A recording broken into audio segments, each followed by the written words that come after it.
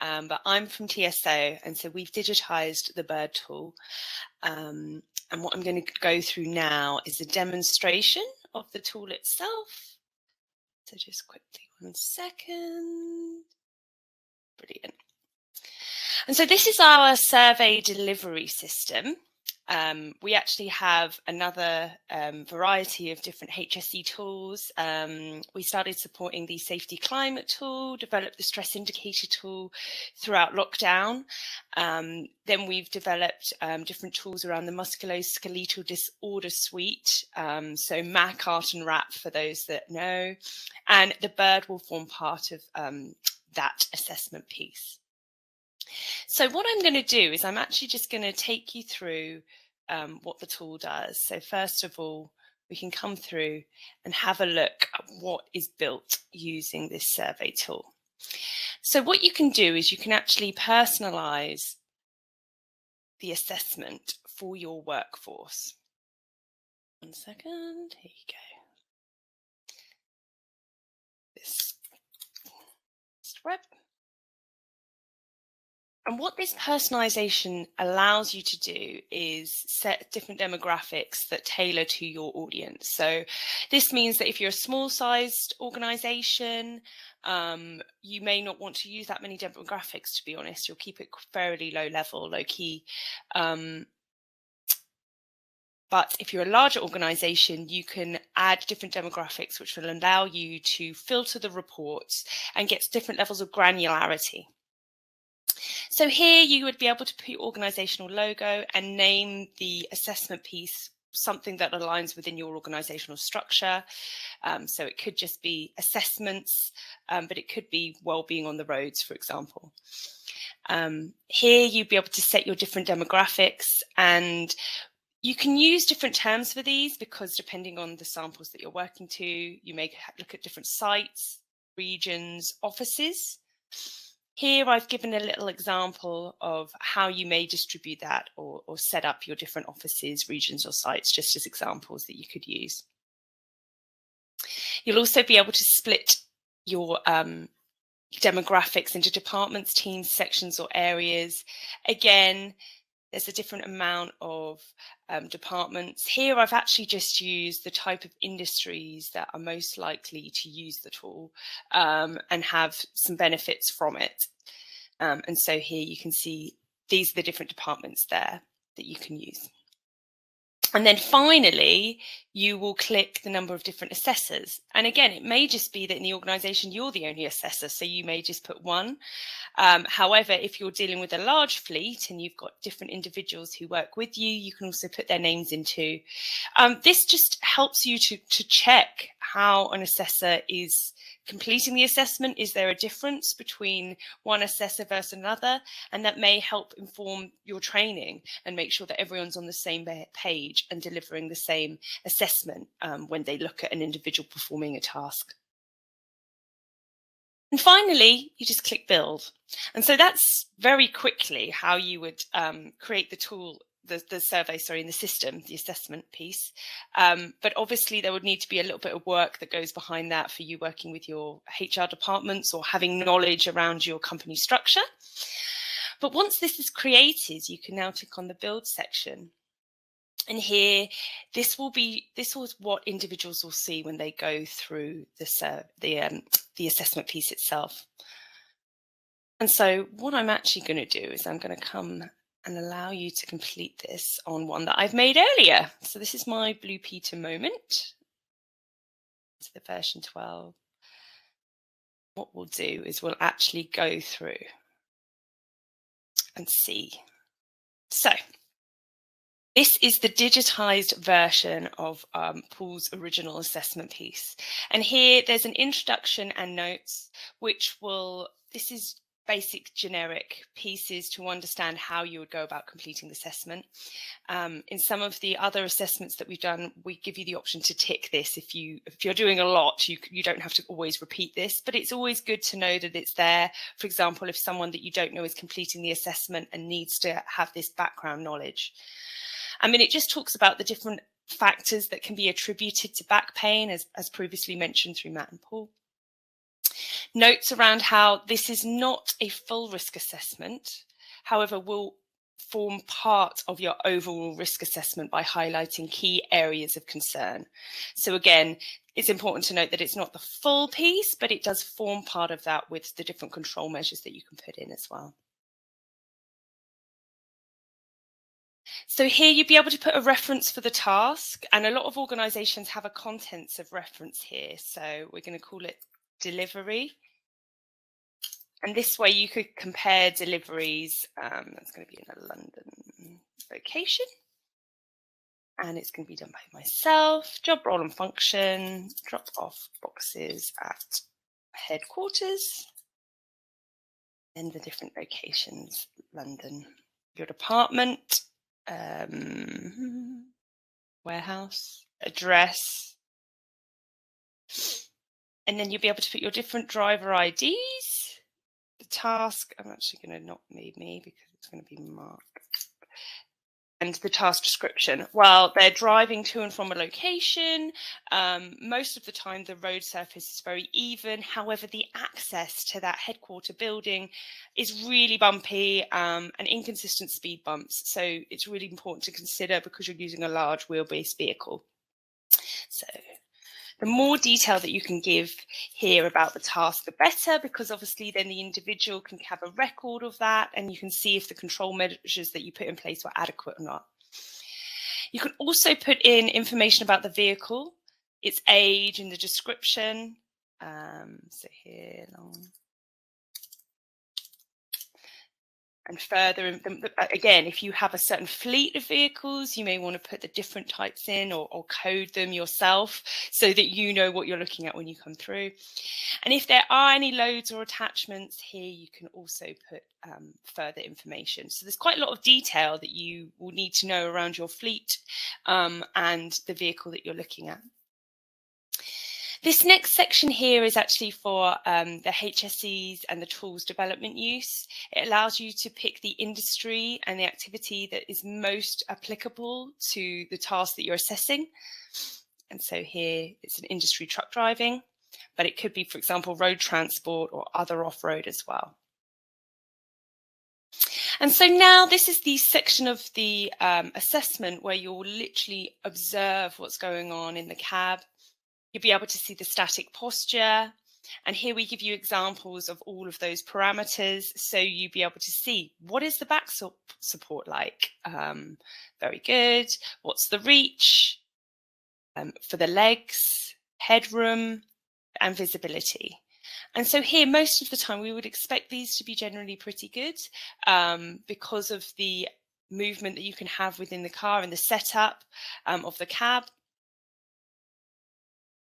So then now you'll look into the dynamic posture. So once they're set up in a really good static position, how is things like when they move, and do they have to do extreme motions? Again, you'll be able to complete this as we go through, focusing mainly on greens, or if there are any reds, when you see people entering these danger zones, you can record that as well. There's a little bit here around manual handling and work breaks. It just goes into if there are any lifting and how they perform these tasks. The same as the push and pull and the rest breaks. Obviously, we do within the HSE MSD suite actually have more in-depth pushing and pulling and manual handling assessments if you needed those as well. But this just gives you a high-level overview. And here then you will be able to have a look at the road condition and vehicle suitability. We do talk about road surfaces here, so you can have a look at how is the suitability of the vehicle for the road. Well, it's very good. It's got really good suspension, really good wheel types. Again, bumps and jolts. Are there any surfaces or obstacles? Actually, there were quite a few bumps that were oddly spaced along this one track. And rolling side to side or any fore aft. Again, what's going on when there's a movement within inside that? And can you control the driving speeds? Are you going particularly fast? Can we slow that down to prevent the effects of the bumps and any other obstacles on the road? And the next section here will then look at the driving time per week of the individual. So here you'll be able to see if they're driving 1 day per week or more than 4. And from that, how much of that driving is on off-road surfaces. So actually, in this case, driving 5 days a week, but I would say 2 to 4 hours are on off uneven surfaces. And then driving on the roads of equivalent surfaces, how much time is spent driving just to get to the work site? And actually none, because they get public transport there in this case. But you can see there's quite a lot of factors that you'll be able to assess for individuals. And finally, we get to the seat conditions, and this is where it goes into more padding, seat covering, and quality controls for seat adjustments that enable the individual to get more of a correct setup for themselves. And so here you can assess what you see and the controls themselves, as well as the backrest control and the suspension, if there is any in the cab itself. Now, this whole section is specifically around further suspension. In this case, I'm going to put NA because it may not be something that's applicable to the vehicle that you're looking at, but that is included should it be, and if there needs to be, around the suspension and the age of these as well, because obviously there could be failing dampers and different things that affect the shock absorption. Finally, what you'll see is a summary. And so here, most of the time this will be in green, but I've put some examples in red or in amber just to show you what they would look like. But actually, the majority of the risk assessments we will be doing, you shouldn't have too many high banding colours. But this colour is aligned with those bandings used, again, with the different MAC art and wrap tools. And so this is the area where you'll be able to now add a recommendation, a control measure. And so, for example, with dynamic posture, what I'm going to do is actually add extra mirrors to the cab, which means the individual now can use their mirrors instead of having to make turns and quite extreme turns for visibility. And this could be something that you just do for this task and then recommend it out to all of the organizational tasks as well. You can put other controls in as needed. And then finally here, you'll be able to see your control band and then potential actions that you've been placed. And I've just put add extra mirrors to the cab for dynamic posture. You'll then be able to email this to yourself. So you can actually store this yourself, and it will also be stored into the system as well. I'm just going to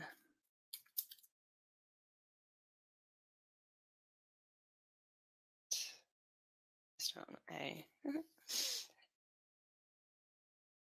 And so what we'll now do is I'll actually show you how a report comes through when, say, you've got different responses. So in this case, this is another Blue Peter moment where we have 12 responses. And so what you can do is you can come and click on HSE Tool Organizational Report, and this will run a report for you. I'm just going to full screen it because I know sometimes it's a little bit harder to see, and I'll make it a little bit bigger for you. So this is an example of the Bird Tool reports, back injuries and risks whilst driving. Apologies for that. There's been no filter applied in this instance. However, you can apply filters as the sample size increases. And obviously you may want to filter by tasks or assessor, but I'll touch on that in a second. But here it will give you a summary of the report and how it was carried out. Here it summarises the scores for the Bird Tool assessments across your organisation and uses further data extracted. Here we've put average scores by section. And again, because this is an example of what we've done and we're in pilot phase, this is subject to change, and we're really looking for feedback from anyone using it to make sure that this is valuable and relevant. But here you can see the different average mean scores. You'll be able to see the number of assessments completed by location as well as assessor. So, for example, if you know Holly is the one completing all the assessments, this makes sense. However, actually, if it's supposed to be Wendy, you'll be like, oh, Wendy, what's going on? You need to complete some more. As well as that, you can see if Norwich is your biggest location, then it would make sense the number of assessments in that location to be greater. So it just gives you quite a quick snapshot overview of what's going on. You'll be able to see the number of assessments completed over time, 30 days, 90 days, 180 days, and 360 days. Obviously here these have been completed within the 30, but if they're all 360, it might be time to do your assessments again. And it's that time of year where you want to make sure that you've checked everything's aligned. We will be adding assessment scores over time, but then here you'll actually get a suggestion for priority areas of improvement. So from the different 12 different assessments that have taken place, there's some highlighted areas in red within static posture, and these are the activities they are associated with, as well as the assessor. Same with dynamic posture. It will always highlight the most at risk task the top, so you can prioritize your interventions accordingly. As I've said here, I've put in some examples where there's some reds and some ambers, but normally in the driving they wouldn't have this case in this instance. But you'll be able to have a look at seat conditions and all of those other parameters that have been included. And then finally, you'll be able to look at scores by risk factor and see if there are any trends that run across all of the assessments and all of the organisations. So, for example, if headroom was always in red, it may be that you needed to have a look at that and actually look at getting new cabs and make sure that they've got better headroom, or add some kind of training for anyone using that. The same as you're getting lots within your pushing and pulling manual handling. Maybe it's time to get someone in to give them some proper training on that, just to make sure that you can improve standards in that area. Again, you can see these different scores by location and see if there's a particular trend. Liverpool's doing something really well, and actually you want to share that with the rest of the organization, and here you can really learn some best practice from other people in your organization and see where they're going right and where they're going wrong, and share that amongst the business. Finally, you'll get all the assessments listed at the back here. So these are all the 12 that have been listed and their scores. And you can then look into that single assessment if you wished. So say now you want to look in and make sure that that task was done well. You can click on that single assessment, come down here into context,